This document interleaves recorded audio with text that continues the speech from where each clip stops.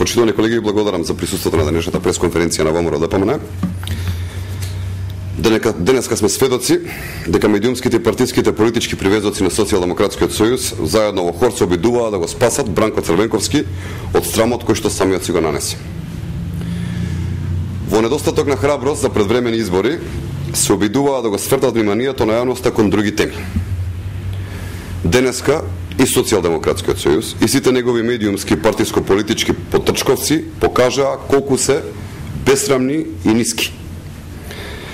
Да подсетиме дека најмалку 500 пати и председателот на владата господинот Никола Груевски и министерот за надворешни работи господинот Антонио Милошевски повторија дека секое можно предлог решение треба да оди на референдум.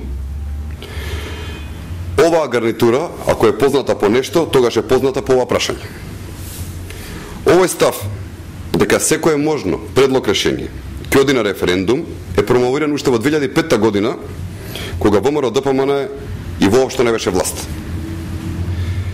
Наспроти тоа, во 90-тите години Бранко Црвенковски сам и без консултации со партиите и институциите и секако без да помисли да го праша народот, го смени името на Република Македонија во срамната референца БРМ со ветување дека таа промена ќе трае само 2 месеци. Тој истиот Бранко Црвенковски во изминатиот период бесрамно ги саботираше позициите на владата по однос на ставот дека ова прашање мора да оди на референдум. Ние нема да дозволиме било кој и поради било што и од било која причина да ја саботираат идејата за референдум. Беден, безобразен и низок е обидот на Социјалдемократскиот сојуз да го отргне вниманието од идејата за предвремени избори. Овој пат жално е тоа што СДСМ го прави на сметка на државните интереси. Бара избори, а сега бегаат. Се плашат, измислуваат начини како да го свртат вниманието на јавноста.